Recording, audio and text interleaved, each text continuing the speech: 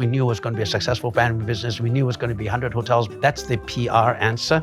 The real answer is we didn't have a clue what we were doing. At this age, I have seen the frailty of survival. I want to be sure that 30 years from now, Banyan Tree is still very healthy. It's not a numbers game. It's to ensure that that diversification gives us a strong base when the next crisis hits.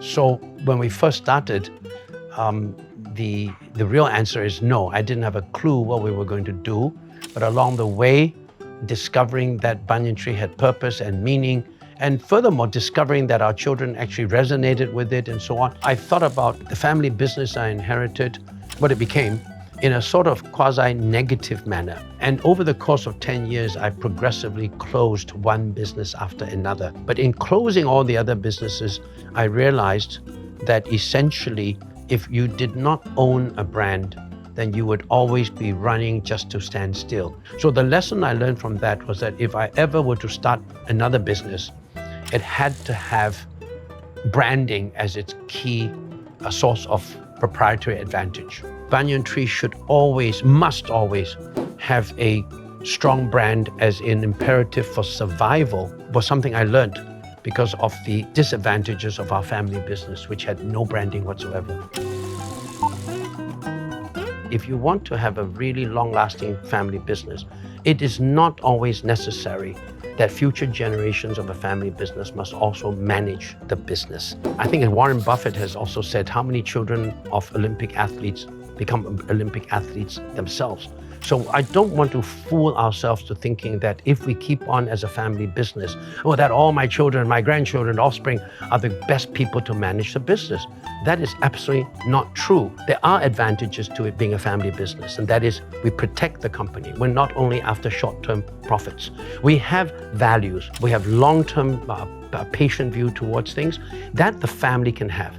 And so family members in next generations do not always need to be management. You can get a CEO, you can get top management who are far better than the family members, but the family members can continue down the line as many generations of the best European family businesses have gone into 5-6 generations. And they actually provide the emotional ballast, the strategic oversight, but they're not management themselves.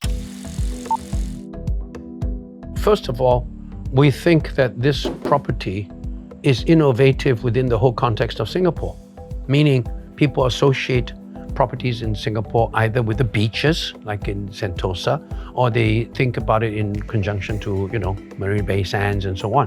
But the idea that you could have a resort in urban Singapore facing essentially a reservoir. So that already, I think, is innovative for us to work with Mandai to have the concept that you can actually have a wildlife resort within urban Singapore. Most people come and they say, yeah, it is genuinely as if I'm in a forest, and you are in a genuine forest. There's real wildlife along here. There are many features of the product itself that would be innovative in terms of sustainability. For example, we have this complicated computerized aircon system which makes sure the temperature cannot go below a certain point, and it's centrally regulated.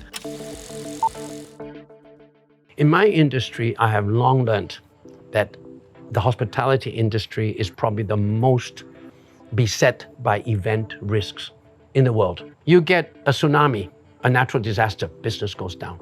You get political problems, whether it be overflight over Iran or Iraq or China, India, China, US, China, Japan tensions, business goes down. You get health scares. The event risk for tourism is so huge that only thing you can do is not predict where it's going to come from, nor even try to influence things, but always be resilient. Our business in Bangkok right now is down the drain because of scammers, because of the earthquake. Ho hum, you realize you just have to take these all in stride and be ready financially should a lot of bad things happen, and to be diversified. So that's the lesson I've learned. Why and when did we decide to have more brands, right? One would be that when you're successful with one particular brand, like a Banyan Tree, you have owners coming to you and they want to do a Banyan Tree, but it's not really suitable for a Banyan Tree. So opportunities come, not suitable for Banyan Tree, let's develop another brand. That's one reason. And the final reason, which is an important economic reason, and we have to wait to see it bear out, is that I have just seen too many of my industry colleagues, because they were too narrow in luxury, and that doesn't give you a diversified base upon which to become more independent. So I'm determined to be independent, and if you're determined to be independent, you need to have a more diversified revenue base, customer base, and everything else. Those are all the reasons why we decided to go into being a multi-branded hospitality group. We have 100 hotels, but only about 15 or so are actually owned. And we intend to go to 200 hotels and 300 and so on. The majority will be managed. So we intend to have a pretty asset-light approach, which is what investors would like.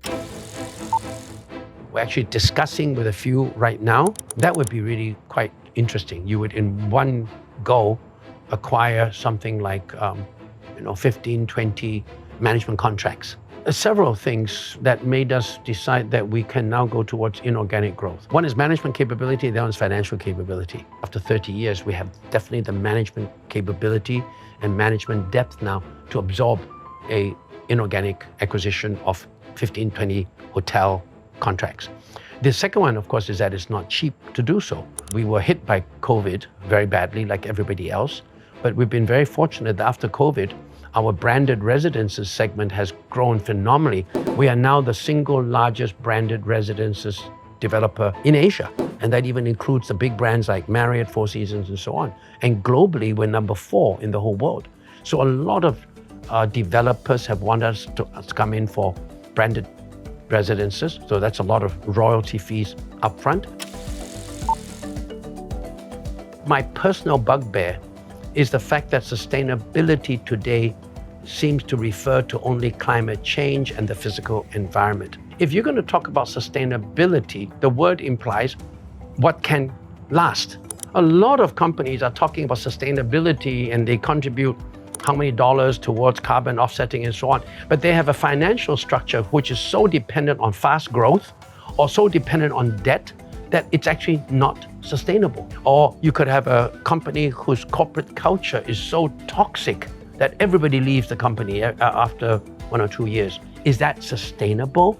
And corporate governance, the way you treat your people, the way you treat shareholders, and so on, there's a completely holistic approach to sustainability that I think corporates should begin to think about. It's about total social, economic, and climate sustainability.